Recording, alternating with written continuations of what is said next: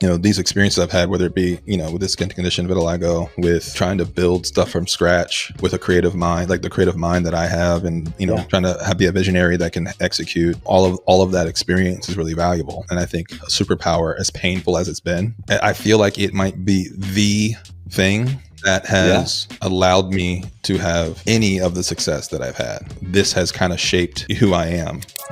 Welcome to Limitless Minds, the podcast where curiosity meets greatness. Each week, co-hosts DJ Eitzen and Harry Wilson sit down with some of the most exceptional individuals across sports, business, and beyond. From world-class athletes and peak performance coaches to visionary CEOs, entrepreneurs, and influential authors, they dive deep into the stories and strategies that drive extraordinary success. If you're ready to discover what it takes to be truly limitless and push beyond your own limits, you're in the right place. Well, welcome once again, everybody, to the Limitless Minds podcast. Now, this is the Success Leaves Clues. Now, Harry, we were calling it the summer series. Yeah.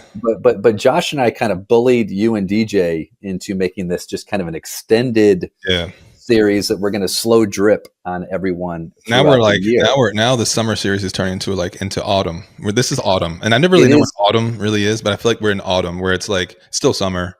School started and like football's. That's the thing. Anyone, obviously we were all kids. And then especially once you have your own kids, everyone knows that summer is over once kids are back in school. Yeah. So we're in autumn. We're pre-fall, post-summer. We're extending this out a little bit. So it's cool to be on the other side of the pillow, here. Cool as the other side of the pillow. And Josh would be so proud with this transition, and he would say, or we would say, and speaking of cool, Harry, we are pumped to we're spinning the mic, if you will. Yeah. We're spinning the mic, so instead of you and DJ taking the lead and asking all the questions of your talented, wise, interesting guests, we're spinning the microphone, and I'm putting you on the hot seat, under the spotlight. Any other analogy you want to use? Yeah. And interrogation room. Interrogation room. The blonde walled interrogation room. Yes, exactly. We have matching walls, man. This is good. We do. It's a prerequisite for the Success Leaves Clues series. Yeah. We're gonna find out when it comes to success leaving clues. What do those clues look like for you? But Harry, as you know, before we get into it, obviously the foundation, one of the foundational concepts at Limitless Minds is neutral thinking. And Josh and I love to do neutral nuggets, or as we call them, nooch nuggets. So I've got a nooch nugget I'll share. I'm going to try to get a nooch nugget out of you. And so you'll share the nooch nugget, and then Harry, you'll tell everybody what you would dip your nooch nugget in. Yeah. Love it. What would you do? All right. So I'll go first. My nooch nugget for today is actually from this week. Was traveling out of town for a few days, actually to meet and spend time with one of our amazing Limitless Minds clients. And it was going to be, for the most part, kind of like a half-day facilitation with some of their leaders. Mm-hmm. And I woke up the morning before and could just kind of like feel maybe under the weather kind of was coming. And so I started to notice, I immediately went to future casting, right? Mm-hmm. Oh, if I'm sick, all right, am I going to be able to travel? Am I going to be able to do my session? And if I'm sick, I don't want to like get other people sick and all that jazz. And so I realized that I was future casting even before I even knew whether I was sick or not. And so I took a moment, like laying there before even getting out of bed, right before grabbing my phone, before doing anything else. I'm just like, all right, like, hey, if I'm sick, I'm sick. And I don't need to get ahead of myself. And so I ended up just kind of sitting there and just kind of like a combination of like meditation, reflection. Mm-hmm. I'm going to go through my day and just do what I can based on the day. But one of the things I definitely set my intention, like I set my intention for the day is like, hey, regardless of how I feel, I'm going to focus on being energetic, right? I'm going to be energetic today. And the funny thing is, that was my travel day. I went through the travel day. I'm like, by dinner time, I'm like, dude, I feel great. Yeah. I don't feel bad at all. And then I woke up the next morning and I could feel it again. And I'm like, oh shoot. I'm like, all right, same thing. All right, get neutral. What can I do? All right, I can only control what is. And again, it took some extra time to focus on my thoughts, to do some reflection, do some breathing, and then set my intention for the day. Yeah. And I'm like, all right, and just kind of take it. And again, by the end of the session, because I was so focused on the work and being engaged and being locked in, by the end of the session, I like, oh, wait a second, how do I feel? Oh, I feel great. And I was super grateful. Then it was afterwards, I was grateful. I was like, you know what? Neutral gave me sort of the opportunity to just kind of calm down, slow down, be present, be in my body, feel my body, not kind of argue with the situation. And, I'm one of those people, Harry, that like kind of when I get sick, it kind of knocks me down a little bit, I think longer than maybe than other people. Yeah. And I just felt like, whatever it was I was feeling, it kind of ran its course super, super quickly. So I was super grateful for that. So, I would take that, I would take that nugget, Harry, and I would dip it in some Chipotle mayo. Is what I would dip it in. Chipotle mayo, dude, that slaps, as the kids. I think the kids still say that. So you know what? For this podcast, they still say slaps. Yeah, slap. No cap. Well, listen, no I got a nugget. In fact, I have two nuggets. Am I able to give you a 2-piece? Dude, you just upsized. You upsized your meal to a 2 nooch nugget meal. What do you got? It's a 2-piece. So the first one is just like, I think those that are familiar with neutral, a lot of times it's not even necessarily the thinking component. It's the language, like what you actually verbalize and say out loud, right? And it being less judgmental about the negative scenario, more just about the facts and so on and so forth. But I found, even in my kind of knowledge of this and the work that we do, we're human, we struggle with kind of this negativity bias. And then this tool here that I'm holding up, like this phone, right? Because man, I feel like I do a good job of exercising this, and I'm kind of in my own space, like with myself, right? Nobody's around, but like when I'm communicating, particularly via text, a little bit via email, but like largely text, it feels like for whatever reason, I'm drawn to like vent, or drawn to like use emojis that like imply that I'm pissed off or upset or somebody, or I'm even drawn to gossiping over text. Right. Yeah. There's text chains where you're just talking, just talking smack, whatever. Or you're like, or you send an image of something you saw like on Instagram or something online. You're like, yo, did you see this? Like, why is so-and-so doing like, and then you just kind of go to these rabbit holes. Yeah. Or, you complain about stuff with my spouse, my wife, and like, you're just complaining. And I just feel like there's this phone, this text message kind of, movement that I have oftentimes is negative. And so like one nooch nugget, for those that might feel the same way, right? That, because all of you listening to this know that you have that person or people in your world that you just kind of vent back and forth. You vent back and forth. You don't leave no space for like just kind of solving for stuff and like, being neutral and kind of going to the facts. Like one thing I'm trying to do just before is like just pause before I push send. You know what I mean? Pause before I push send and just kind of reread it. Like just be my own editor, because there's all sorts of ways to kind of reframe this text that might be sitting there looking at, right? I could still say the same thing, but to reframe it, to kind of have it coupled with either solution, or just kind of reframe it to say like, well, traffic was terrible. I'm going to be so late, right? Like yesterday I was going somewhere. I knew I was going to be late. I was well behind. Of course I look at Waze. Waze is like red all the way. And I'm like, I'm mad at myself. I'm talking shit to myself. I'm like, dude, you're such an idiot. Like, why would you leave earlier? And I was like, wait a second. Okay. What are my solutions here? Right. One is call the person I'm supposed to go meet with, let them know I'm running behind. Once they give me that green flag, they're like, hey, no, it's all good. I got something else going on too. I'll meet you there 15 minutes later. Yeah. Okay. That takes the pressure off. Or maybe there's another route, right? Another alternate route, like whatever it might be. Right. And then I realized when I was taking that drive, the reason why it was red is the right lane to the exit ramp was why it was so busy. The left lane was clear sailing. Right. So like I got there 3 minutes early, so like it wasn't as bad as I thought. Right. Yeah. And so you talked about future casting. I think I was future casting in that moment, but I think it just goes back to like how I communicate via text and like the anger or the gossip and all these different things over text message seems so easy. And so I would say, you say things over text message you might not say to somebody live because you're typically a kind person, but over text you feel like you can say certain things. Totally. I would just challenge folks from a neutral nugget perspective, just pause before you push send. And that goes for email as well. And I think you can kind of correlate that to even the verbally how you kind of communicate, right? Just pausing and taking time. So that's one nugget of the two piece. The other two piece is like you mentioned breathing earlier, but breath work is something I don't do a ton of, but I was doing some of it today. We have this platform that now we're kind of have this ability to kind of have some guided breath work. And I was practicing it and I was like, man, this is really dope because like, meditation. So like oftentimes for me at least can be kind of intimidating, but breath work is like, think about it. Like all I do all day is breathe. When I stop breathing, like that's not good. Right. So all I'm doing all day is breathing. And so this is something I'm already doing, but I'm not conscious of, so I went to this box breathing exercise and, inhale for 4, exhale for 4, pause, inhale for 4, exhale for 4, pause. And it was really cool because I was able to just kind of be present, be where my feet are, stay neutral. Right. And I think it's a great opportunity to use that, leverage that tool when you're actually in the middle of a storm or like a negative scenario, micro, macro, whatever, just to kind of say, let me pause before I push send. Let me breathe, do some breath work. And then while doing that, and you kind of mentioned this, like maybe just kind of like take stock of the facts. Right.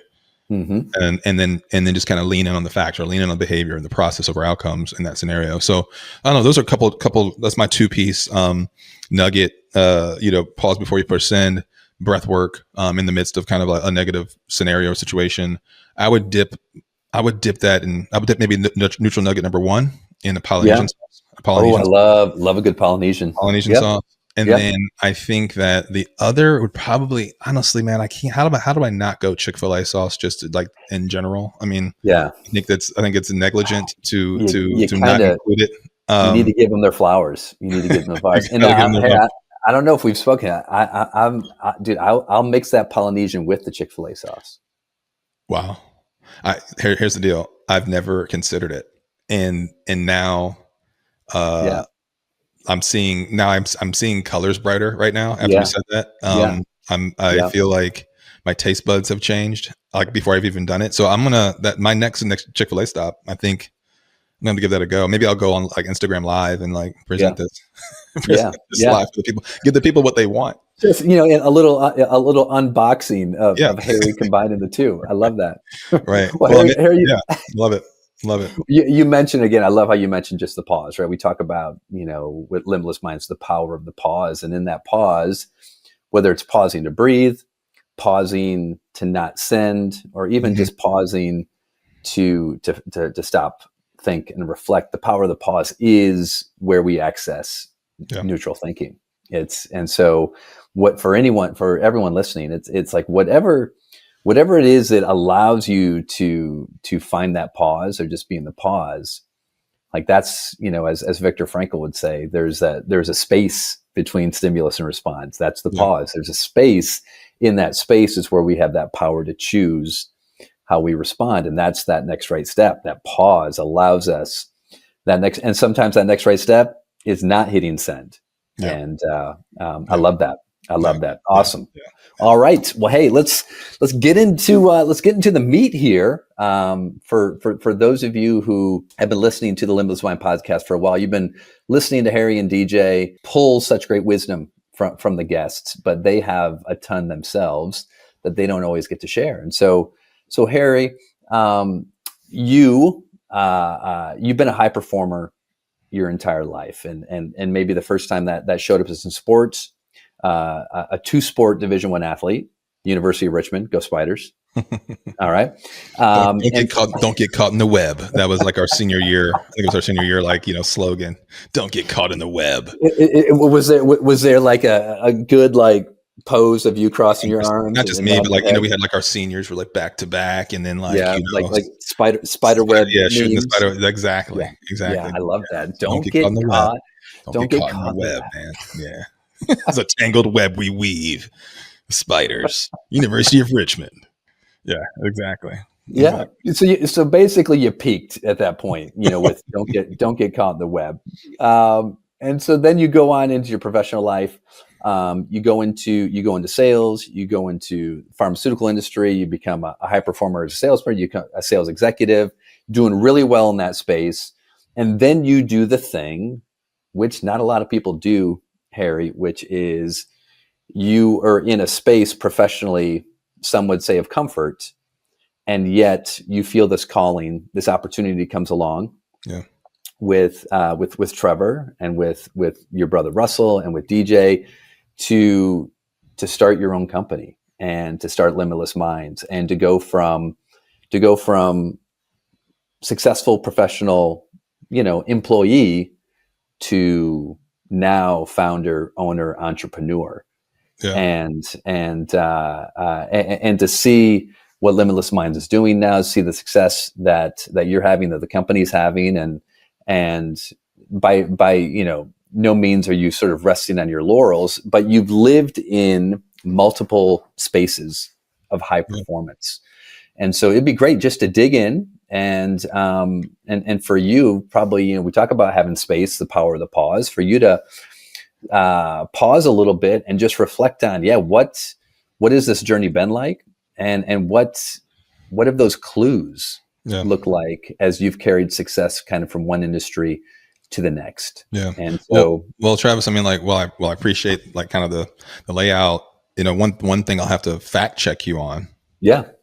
Is that I have not been a high performer for a long time. You know what I mean? I think I've had moments of high performance for a long time, but I haven't been just this, always, the top performer, or always kind of, actualizing potential and always like in the right headspace. Like I've probably had more moments of being more aspirational than like actualizing greatness. You know what I mean? But the cool thing I think that I want people to know about me is that like, I'm no different than you, right? Like no different than those listening. So like, hey, there's moments where like, hey, I've captured something that I love, that I'm passionate about, that I'm cooking, right? And there's moments where like there's doubt, and that's been from, in college as an athlete. I didn't go to a Power 5 school and play an All-American. I mean, I went to a, 1AA football school that was a 1A baseball school, right? I had injuries. I had, moments where I was great in game and moments where I wasn't. That was probably my biggest issue. Is I wasn't always the greatest like in-game performer. I was a great practice player. Right. And I was a good football player, particularly my junior year. But there was moments where like I walked up the field knowing that I didn't show up. Right. You know what I mean? Yeah. And then going into sales and I was pretty good at my job from an individual contributor perspective. Always a top performer, President's Club winner. Got in leadership. When I got into leadership, I got punched directly in the nose. Because I thought I had philosophies around leadership. I'd been in leadership roles, captain, and different things, and in sports and leading teams. But when it really came to building a team and building an organization, I didn't really know what I didn't know, and I kind of thought that, hey, I could just duplicate me and have a great team. Right. And for anybody who's in leadership that has any kind of seasoned, as anybody who's seasoned in leadership knows that that's insane, right? You can't just duplicate and clone yourself, and nor should you or want to, right? But the first 9 months of leadership, I was just like swimming and like, just trying to figure out how to build a team, and it doesn't happen overnight. And so then you start cooking again, and then you're comfortable, you're making great money, you're building a good reputation, and then you decide it's time to take a risk and build something on your own from scratch. And there's days, where you're questioning, like, are you insane? Why would you have done this? And there's days where you're like, oh my gosh, we're on the cusp. We're about to take over the world. Right. Yeah. And so like it's a roller coaster. It's been a roller coaster, this journey, man. Like it's not. And the reason why this is so important to me is because I have been on both sides of that experience, that life experience. Right. And we talk about success leaving clues. Like I've seen clues. I've seen breadcrumbs on both sides of that, that equation. I've recognized whether by myself or observation, what the clues that people leave when, that are going to lead to, failure and or tough learning, and I've seen the breadcrumbs that lead to like success, both observationally and myself. So I mean, I certainly have plenty of stories of like failure, probably more so than the success, and sometimes those are the things you remember. Yeah. But I think it's the willingness to withstand and endure that I think is the difference maker for people who are striving for greatness or striving to actualize their potential. It's that endurance that I think is really critical, and I do believe I have that endurance. And I hope I do, because I need to have it, because it's going to require it to be good. So, I think that so that's a little bit like some of that journey. You know what I mean? But I think since we started Limitless Minds, I've had some of my hardest days that I can remember doing this work. And I've had some of my most rewarding days doing this work, Yeah. I think for founders, if there's founders listening to this, or if you know founders, or if you are a founder, like you're nodding your head because you've been there, right? On a Tuesday, you're like, hey, we just landed a big deal. We just broke through. On Wednesday, right? You're like, the house is burning down, right? So it's tough, man. I mean, like, and I think I said this on another podcast with somebody else, that like there's a summer ago, I mean, I think I cried in my car or in my office by myself, for like a couple months straight at some point during the day. You know what I mean?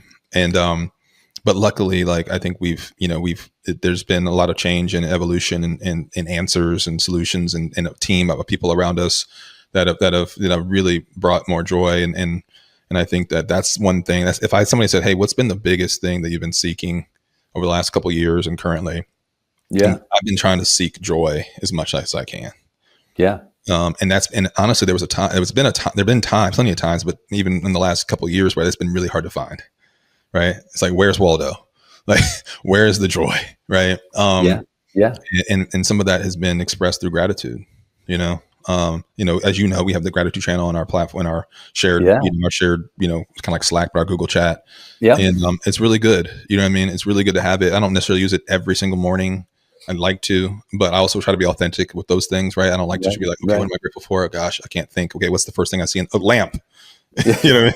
What's the first thing I see in the room? Grateful for the light. I'm grateful for the light, people. Right. But like, so when I put stuff into gratitude, like, know that I mean it. Like, this is something that I just feel right now, like, grateful for. But that's one kind of road to finding joy, I think, is just really trying to figure out, like, pausing, right? We talked about just thinking like, man, what am I grateful for? And from a people perspective, there's people that do something might be really small for you in a day, or have been doing something for a long time that's really big, that's important, and just like taking the time to like let them know, like, how, if you got a text from somebody who's like random, you haven't talked to them in weeks, and they're like, hey, Travis, I just want to tell you, man, I'm grateful for you. Here's why.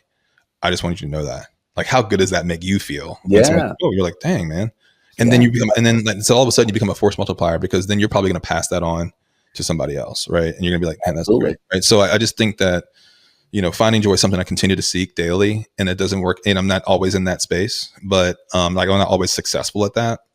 But it's something that I just really like feel like is important right now for all of us, and something that helps me endure. Like, let's mention that endurance. Like, it helps me endure the hard times tremendously. And and the more I'm doing that, and the more I'm practicing that, you talk about success leaving clues, the more, day by day, like, I'm able to stack good stuff. You know what I mean? I'm able to have that aggregate for marginal gains, celebrate small wins, celebrate big wins, celebrate somebody else's wins, celebrate with them. Right. And so, I think that's been a big part of my journey of the last, year or so, at least. That's been critical.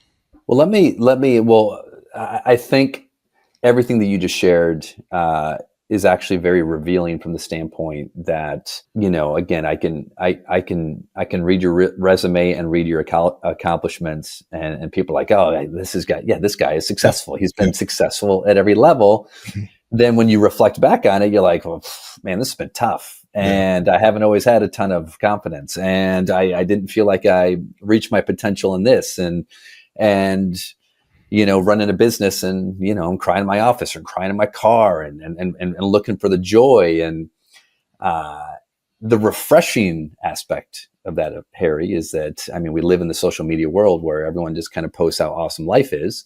Sure. And And the reality is, whether it's a high performer who deals with imposter syndrome, I'll raise my hand. Mm-hmm. Whether it's someone who looks back and is like, yeah, I was successful, but man, I left so much on the plate, right? I raise my hand there.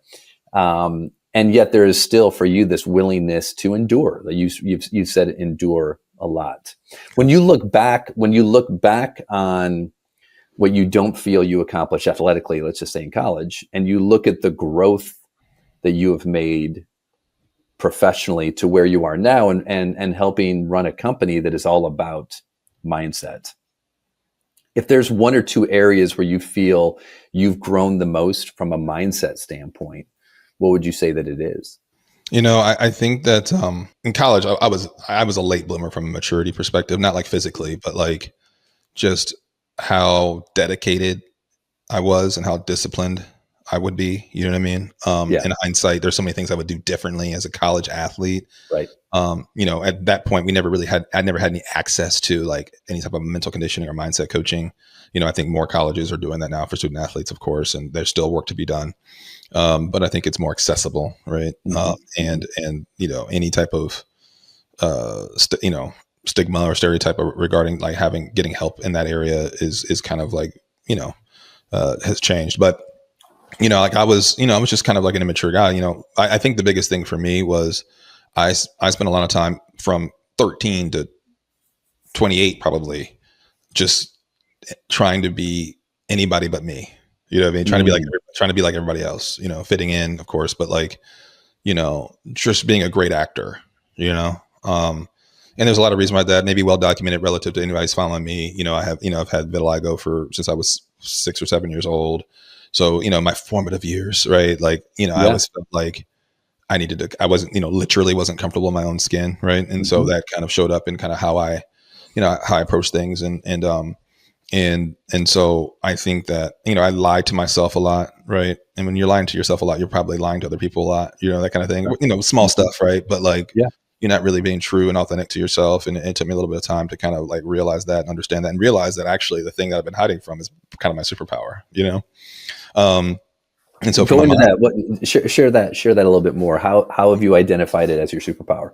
Well, I'll give you a specific situation where I realized it, which is cool because I think most people maybe don't have that specific time and place where like they realize that, oh, I should be actually leaning into this versus, hiding from it. So, I was 26, 27 years old, I think, when the company I worked for as a pharma company was just acquired.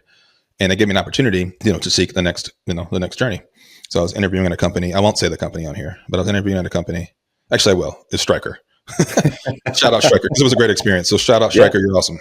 Stryker medical device company. And I was interviewing and I was deep in the interview process. I felt like I was killing it. Like just felt good about, how I showed up. Right. And I was killing it. And I was interviewing with the hiring manager this time was a guy named Bud Sikoraki. Shout out Bud. What up, Bud? There we go. Great mentor, great friend, good dude.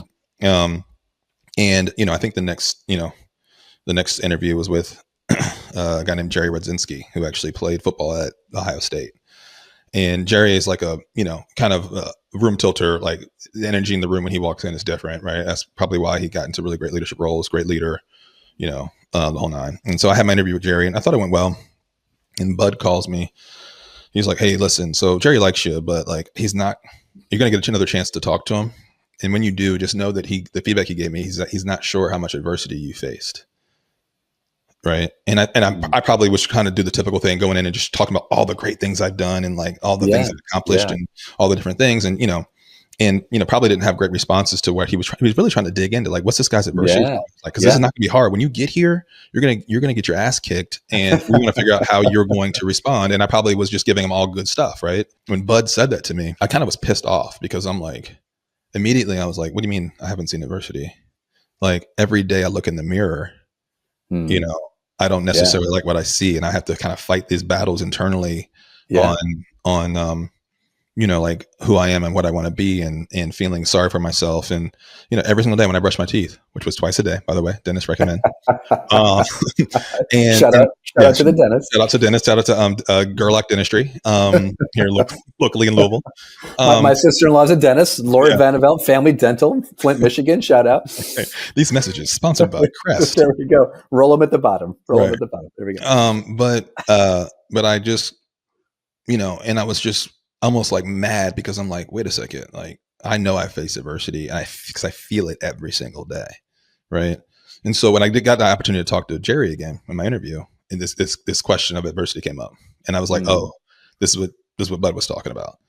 And so instead of going through like adversity, like, hey, it was one time I lost a sales deal, and this is how I solved for it. Here's my STAR response: situation, task, action, result. Which is, I think typically what they're looking for. That was too quick. You had that too much on recall. I was like, Jerry, listen, like I want you to know, like when it comes to like being able to have a tolerance for adversity, that's not that I haven't faced it. I don't think I've done a good enough job at representing what adversity is. And he's like, okay, tell me about it. And I said, every single day. And he's like, what do you mean?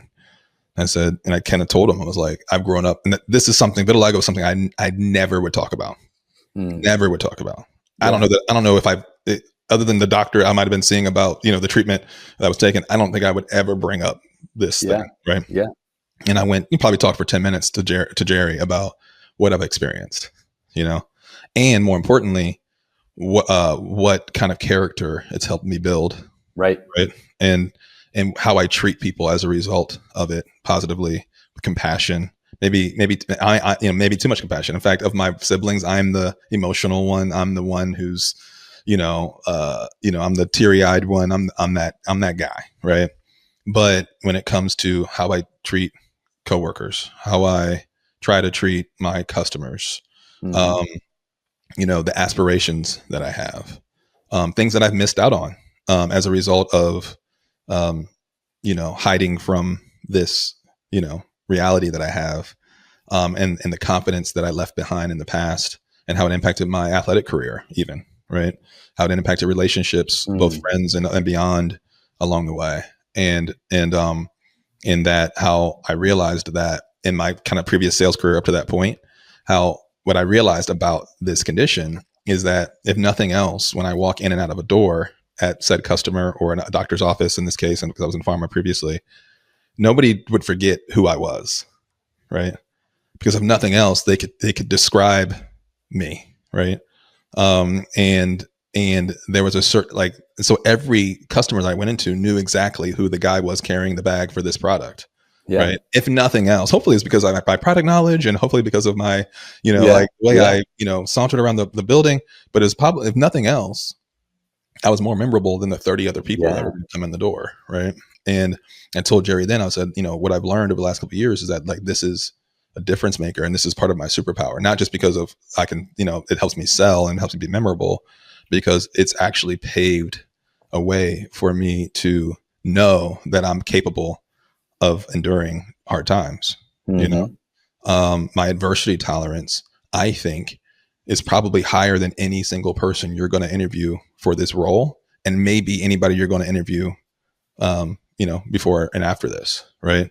Other people have their own set of challenges that exist, and hopefully hopefully they have the same adversity tolerance or more than me. But I think that certainly, my adversity tolerance is bar none. Right. It is different. And, if, that this is something that I want you to know, Jerry, that you can trust me when times get hard. Right. Yeah. And he kind of took his glasses off, put his pen down. He said, I love it. Right. And that was really the end of our conversation. The end of the interview, essentially. Yeah. And then Bud hit me up. He's like, I don't know what you said, man, but Jerry is all in. He's all in. And I'm like, and I just realized that finally talking about this and letting it go. Right. And, having the courage to stand alone is something that, I want for myself. Right. And want to be able to demonstrate. Right. And want to be able to kind of lean in on. And as a result, now over these years, I've had 3 daughters, who now are 13, 10, and 8. One that's in middle school, 8th grade. 8th grade is a beast, right? Yeah. It is a grind. Kids don't pull any punches, Oh Harry, man. at And so 13. like, all I want for my girls is for them to have the courage to stand alone, right? They're going to need it, right? As women of color, they're going to need it. I want them to demonstrate kindness, right? I want them to have big aspirations and big dreams. That's what my father and my mother were able to kind of instill in us. And I want them to have the confidence, you know what I mean? Like, I want them to have a level of confidence that's unwavering. And so I think that, these experiences I've had, whether it be, with this skin condition, vitiligo, with, trying to build stuff from scratch, with a creative mind, like the creative mind that I have, and, trying to be a visionary that can execute, all of that experience is really valuable, and I think a superpower, as painful as it's been, and still is in some ways, as painful as it's been really almost, I sometimes I don't want to give it enough credit. I don't want to give it too much credit. I feel like it might be the thing that has allowed me to have any of the success that I've had. Now I have a very, strong faith. And so that's largely the thing. Right. But as far outside of that, I think that it's, this has kind of shaped who I am, largely for the good, And so, cause I would ask myself, man, what would life be what would life be like if I didn't have it? Like, oh man, I wish that I could just, switch with somebody else. Why me? Cause my siblings don't have it. Right. Why me? And, it's, and I think the answer is in kind of like, how, like where I'm at today, like it's part of my calling, and I think it's, like a big reason why I started this company. Right. Let's get to that real quick. I wanted to get into, again, just the motivation, the inspiration, for taking the leap from, being in a successful position, and you could probably have stayed in that position or continue to grow in that position for a while. But then that, the risk of taking that leap and becoming a first-time entrepreneur and going into a space where, I'm sure there's been plenty of doubters out there that have doubted the viability of this as a business model. Talk us through that, the opportunity, and you mentioned courage, right? Yeah. So what was the courage for you, or where did the courage come from in taking that leap? Well, it's a little multifaceted. I mean, there's the business case, first of all. I mean, working in the industry I was working in, great industry, highly rewarding if you perform well. Most of these organizations invest really heavily in their people, particularly in skill set training, especially in sales, right? So you're going to know your product. You're going to have your product knowledge. You're going to know how to role play and objection handle, and, the territory, and understand your market. And you get all the data you can stomach on, like who to call on, what to say when you get there, like what they're, in pharma, what they're prescribing for, certain indication. Like you have your sales ready. You have all the information. I don't care if you're the number one rep or the bottom rep in the company, like you go through the same training and capability, like readiness, right? Enablement. But the difference for top performers seemed to be their psychological flexibility and their ability to withstand whatever kind of adversities, micro and macro, that exists in their territory, and so on and so forth. But that was an area that most companies were very negligent in, right? This mindset, adversity tolerance, psychological flexibility building. Usually most leaders at these companies are seeking to motivate their team. Mm-hmm. But what they forget is that they've hired highly motivated people to begin with, right?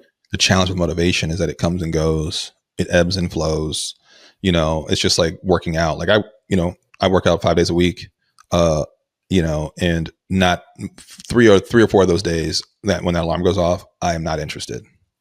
Right. I'm not motivated, but like I sit there for a second and know that the first step is put my feet on the ground, get my feet out of the bed, put them on the ground. Right. Second step, again, brush your teeth. Right. And once I do those two things, I'm up. Right. And, I'm going to be more mad at myself if I don't do it. Right. And so there's a certain level of discipline, a standard of discipline I have regardless of motivation. And that's what I think a lot of companies miss on when they're thinking about developing their people. They're spending a lot of time trying to motivate people with like sexy, like a national sales meeting keynotes and one-off engagements and in gifts, at the national sales meeting. And certainly there's a level of recognition that's great, president's clubs and all these different things. But, the reality is that there's all this space in between that you're asking people to perform at their best, at their highest, in some cases with less resources. Maybe because maybe you're trimming the fat on people, and maybe you're downsizing certain areas, you're taking budget away in other areas, and you have these people that are the lifeline of your business that are kind of in charge of revenue, right? And you're hoping that motivation does the trick. But like what we realize is that, and we realize from the world of sports that you've been obviously so a part of at a lot of different levels, from Major League Baseball to World Cups, et cetera, is that, we have to build as athletes, this standard of behavior regardless of where motivation is, right? The standard of discipline that exists regardless of what lies your mind are telling you, right? And so we realized that, wait a second, especially in sales, but even beyond sales, that we are corporate athletes. In sales, constantly being tracked by the data, right? And the scoreboard, if you will, the numbers, the quotas, the revenue you're generating, constantly being tracked by that stuff, being tracked on behavioral metrics, like how many sales calls you make, how many quality sales calls you make. In pharma, how many sample calls are you making? All these different things. And so that pressure to perform like an athlete exists. And in order to perform in that space, like you have to have a standard of discipline regardless of where your motivation is, right?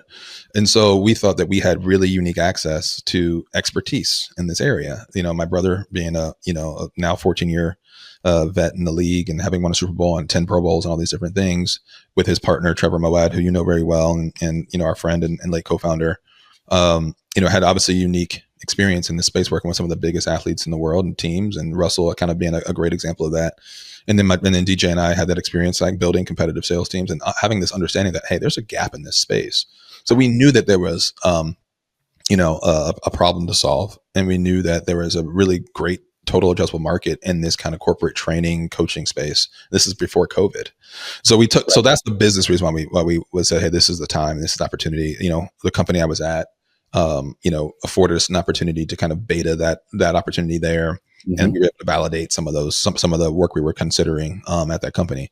But like the real reasons were probably more personal, right? Couple years before this transition, a handful of years, my dad had passed away. He was 55 years old.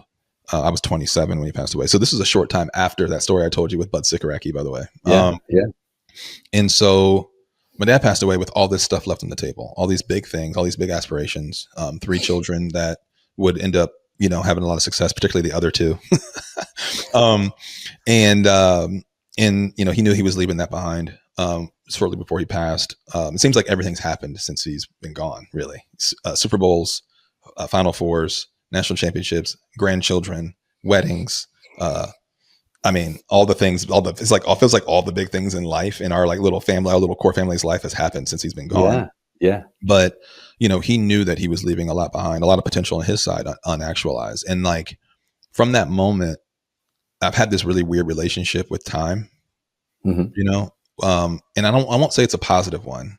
I think it's worked for me in some cases and worked against me in others. But when I say weird relationship with time, I think the simpler way to say it is patience, right?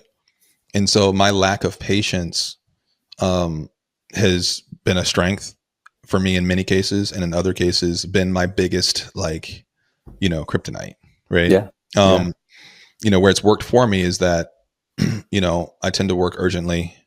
When I've seen opportunities in business, particularly when I was in the corporate side, like taking chances to take on a role that maybe isn't quite, ready for somebody to take, or some other people wouldn't take it, but I'm like, hey, I'll do it because if I can do it well, it's going to pay off, or whatever it might be. Certainly taking this opportunity to take a risk and leave that industry was really about realizing that if I only had, and then when I was 35, when I ended up taking, building this, starting to build this, I realized like if I had 20 years left, like my dad, what would I do with it? What kind of impact and footprint do I want to leave behind? My brother has this great stage to leave like a massive impact on not only the industry he's in football, but also giving back and all these different things. My sister is 14 years younger than me. She has kind of like everything ahead of her, and certainly had a great career at Stanford playing basketball. So like, what am I going to do? Like what can I have? I carry my father's name. I'm the fourth, and like I have a responsibility to like do something bigger than what I'm doing. As big as what I was doing was and how important it was, and serving patients and all that stuff. I respect it. I felt like I had this higher calling to do something much bigger, to impact significantly more people in an area that I've experienced both in an optimal way and a suboptimal way over the course of my life, right? This mindset and confidence and how my self-talk and all these different things that I've gone on this journey around. So I thought, like, who knows the peaks and valleys of this space from a experience perspective as a human being any better than I do, and so I just felt like I just always feel like there's this massive shot clock that is like this invisible massive shot clock that is putting this kind of pressure on me to do something that I'm going to be proud of. Yeah. And maybe more importantly, do something that I can show my daughters and leave a legacy. And the legacy, is it financial? Maybe, hopefully, maybe one day. Right. But like, actually the legacy I'm trying to leave behind is just, this ability to like actualize your potential and do and try big things and take risks. Like I want my daughter's risk tolerance to be like super high. I want them to, if they get an opportunity to go to the school, the farthest school away, do it. Right. If you get a chance to like, move to a city because you're in love with somebody, do it. Right. This podcast is going to come back to get you. It's going to bite me in the ass. They're earmarking this. I know. Right. Listen, they don't listen to my stuff, so it's good. But, whenever they're going to have numerous opportunities to take risks, small and big. And I want them to like be more inclined to do it. Right. Yeah. And I think that their risk tolerance is probably going to be reflective of, the environment that we've created for them and what my wife and I show them that they're capable of and what their willingness is to do it. And so, the risk is partly because the risk to do this work is partly because I think it's going to pay off for them. Right. Yeah. And I hope it does. I think the reality is when I remember in like 2018, 2019, when we started this thing, I was like, man, if this doesn't work, if I suck at this, like, I guess I could just go back to doing what I was doing. Right. And so like, I guess that's the worst case scenario. If that's the worst case scenario, then like, why wouldn't I do this? Right. And so, I think that there's, between, my father passing, having kids that I want to like kind of model excellence for and like risk taking and like dreaming big, certainly the market and the opportunity and like what I think is needed for us as a people right now. And I think even more so as we move forward, and just building a business. I think what we think we can do from an organization perspective. There's never been there has ever been a doubt that we should do this. No. Has there been a doubt that I'm the right guy to do it? Yeah, there has. Because I've never done it before. I've never been a CEO of a startup. You know what I mean? Yeah. I've never been a CEO. When we started this thing, there wasn't a technical component to it. Like now we're kind of like we're a platform that has services and technology, but we're a technology company, right? So we've raised capital. We've literally raised capital, friends and family, some institutional, and so people are counting on us, And so, do I ever question if I'm the right guy to do it? Okay, yeah, I have, Yeah. There's always something that brings me back to reminding me and validating that I am and that we are the right people. But I'd be bullshitting you if I was like, didn't have those moments, is that maybe that's imposter syndrome? I guess it is, sometimes but like, it's just the research. Yeah. The research will tell you that a healthy dose of imposter syndrome makes for the best leaders, Harry. Yeah. Well, I hope so. Cause that's the case. I'm a freaking hell of a leader. Well, actually I wanted to, cause I know we're almost out of time. This will be part one, right? Of the series. But first of all, what I love about your answer is there's such actually I'm kind of getting ahead of myself. This is at the end is when I highlight the clues that I heard, but impact, right? The opportunity for impact, not taking time for granted, wanting to model this behavior, for your kids, for your family. But it reminds me of there's a good friend of mine here in St. Louis. He's a financial advisor. He could have retired and lived the life, or he was this concept that he wanted to start right at his retirement age, and he decided to do it, which is still in financial planning. Mm-hmm. But he told me, he's like, Travis, when I sit down with a family to talk about their planning, he's like, a lot of the people that I meet with, they think that success and fulfillment are the same thing. And he goes, what they realize is a lot of these people have had a ton of success in their life, but they don't feel fulfilled. Yeah. And he's like, they can go together, but they don't always necessarily do. Yeah. And so when I hear you, I hear this desire and this opportunity of, yeah, I can stay doing what I was doing and be successful, but am I going to feel fulfilled? Yeah. As far as, really kind of taking that chance and seeing what's possible. Okay. So last question for you is,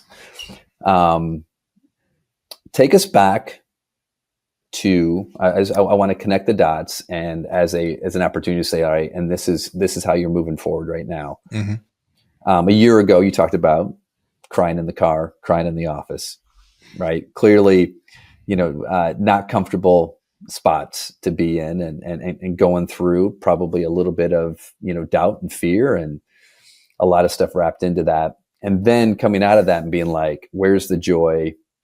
Focus on the joy, seek the joy. So from the pain, out of the pain into the progress, how does that focus of joy join up with what you're focused on now as a leader for this organization, but just as and as a dad and a, husband and a father moving forward? Yeah. Well, I think that the true answer is I'm still figuring it out. Yeah. Now, so far, what I'll tell you what I'm formulating or understanding is that you can't spell journey without a J, an O, and a Y. Right. And it's a requirement to, if you're gonna, have a success on a journey or be fulfilled on the journey, or are you going to be able to kind of run that race? Without the J, O, and Y, it's, you can't spell the word, right? It doesn't exist. And so, where I find a lot of my joy sometimes has nothing to do with the business itself, right? Or this particular journey, right? The real reason why I was sitting in my car, and not wanting to go in the house, or, in tears, or in my office during that time, maybe 10% of it was because of the work, right? A lot of it was actually a lot of things outside of work, carrying some burdens of people that I love and that are important to me during that time. Yeah. And then it made the work harder, right? And decisions to be made more difficult, and then questioning, is it even worth doing to begin with? And these types of things, right? So I think many of us, like, what we struggle with, like, kind of with our livelihood or our work, or, that craft, a lot of the challenges actually exist outside of that bubble, but they impact what's in that bubble. You know what I mean? And so for me, I think that what's required of me is to make sure that these other areas, the people in my life, my kids, my family, extended family, the people that I carry these burdens for, or tend to want to carry these burdens for, even despite whether I need to or not, are, having that stuff aligned, and also, starting with myself, you know what I mean? And so I think the more I focus on, like, being present at home, enjoying every single field hockey game, enjoying every travel tournament that you feel like is being robbed, you're just robbing of your weekend, enjoying the moments, knowing that you're going to miss them one day, getting, date nights with Courtney, my wife, calling DJ, my co-founder, and just having, like, best friend conversations and not having to talk about business all the time. Sitting, mentioned the gratitude earlier, like, it's a lot in the portfolio to manage, you know what I mean? And I think that's where the fulfillment comes, you know what I mean, is in the relationships, you know what I mean? I think, and relationships are kind of like core to everything, you know, I think, right? Whether it be successful in business or whether it be kind of that fulfillment, you know, I talk about Chicago, living in Chicago and missing Chicago so much from my mid 20s to early 30s, but it wasn't really the city. It was the people that I built relationships with, you know? Yeah. And so like along this journey, like if we're successful, it's gonna be because of the people. If we're not successful, it's because, it's because we didn't treat people the best way. We didn't think about them first. Whether it be our customer or people internally. And so this journey from last year to now and building progress has largely been a people thing. It's been having richer conversations with the people on our team. It's been having, it's been trusting our customers to believe in us, if that makes any sense. And listening and iterating on what we're building and trying new things and having a bias for action with that. And so I really think that that's been kind of the glue from basically the last year has been just leaning, like asking for help and being willing to ask for help. Right. Yeah. And being really open with people about, hey, like,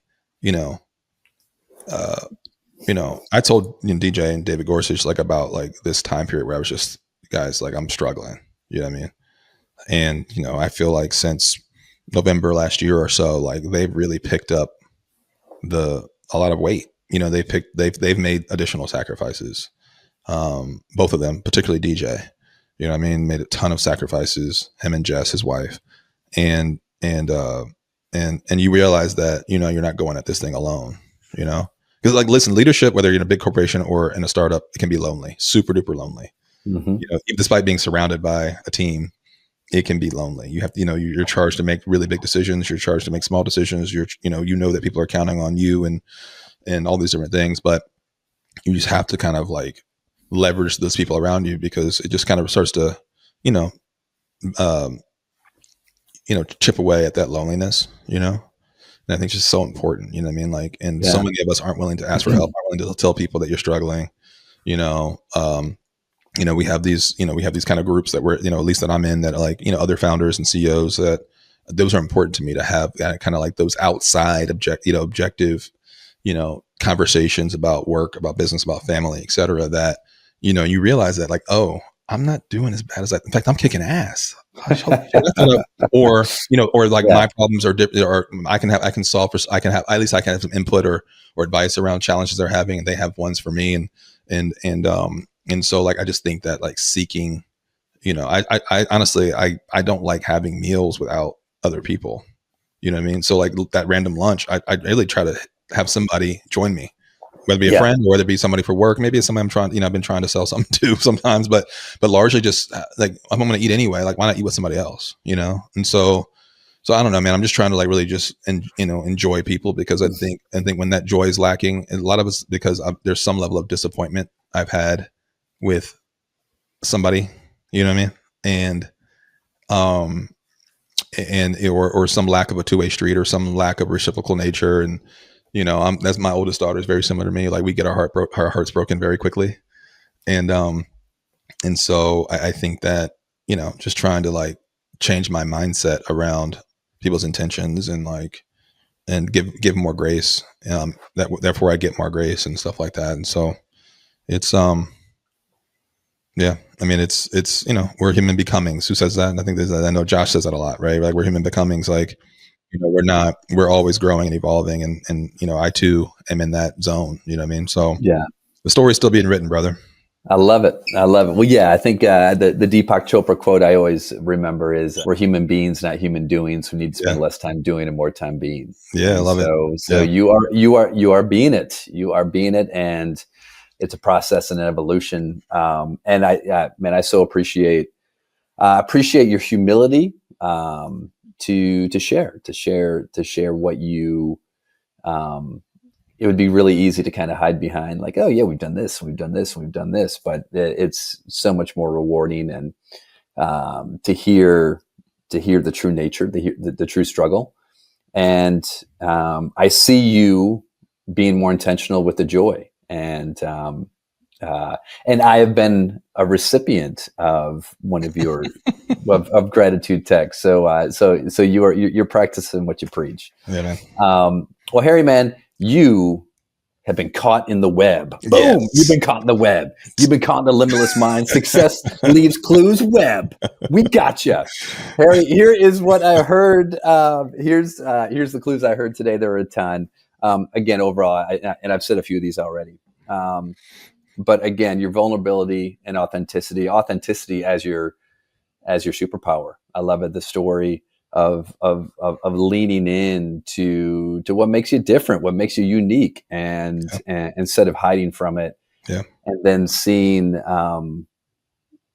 how that has actually given you so much strength through the adversity that you went through as a result. You mentioned courage, the courage to take the leap, the courage to be authentic, the discipline that it takes to perform at a high level, especially when you don't feel like it, right? Trevor, our man, used to say, feelings don't predict performance, behaviors do. And you talked about behaviors. And then I think the thing that rang true for me is just the desire, I think to leave an impact, that it's bigger than you. It's bigger than just, building a comfortable life, but building a life of impact. And you can't spell journey without joy, Joy. And of course, as a word guy, Harry, I had to, when I'm like, all right, if I take the Joy out of journey, I was thinking about this too. What does it spell? You're left with, this is crazy. The E kind of screws us, but you're left with URN. You're left with an earn. Oh, well, yeah. I mean, take the joy out of journey. You're just left with death. Right? With death. Yeah. Left with Uncle Leroy in ashes on your urn with an E. What do you put in the urn? You put the ego in the urn. There you go. Kill the ego. Kill the ego. Find the joy. I was worried that there wasn't an O in joy, and I was like, wait a second, does that make sense? Yeah. And I mean, in journey, I was worried there wasn't an O in journey. I was like, wait, does that J-O-U? Okay, yeah, good. I'm good. No, but listen, man, I think the last thing I'll say is like, and this is a shout out to our guy Trev, who, I guess on September 15th, it'll be 4 years since he passed, but I certainly believe that things happen for a reason, and you wonder, like, you take this risk, and it's interesting because, part of me in this calling that I feel like we have is like, maybe this was, supposed to happen to help carry on Trevor's legacy, because, his time came, and part of the fire in our belly to continue to build and grow and impact people is to carry on that torch that he was lit for him so well. And so, I think that's part of the endurance as well, is like, you're doing it for other people. It just seems to be able to withstand it, right? Withstand the challenges. And so, I think that's something that I don't know that even I, or maybe even DJ have reconciled with truly. We haven't had even the time to really reconcile with, losing a founder, somebody of Trevor's ilk and like who he was. But, I think that it'd be silly not to reflect on, this risk we took. It happened to be with Trevor, and, we certainly didn't know he wouldn't be there a couple of years in. And, and so, it's, it's something that I really believe that we're built for this, and we're built to do this. And, we'll just continue to see what happens, and hopefully we're able to impact a lot of people. So, yeah. Well, thanks, brother. Thanks for taking the time. Man, this is great. Thanks for putting it out there. Thanks for sharing the microphone. And success leaves clues. You don't need to be sick to get better. Let's go. All right. Love you, brother. Yeah, man.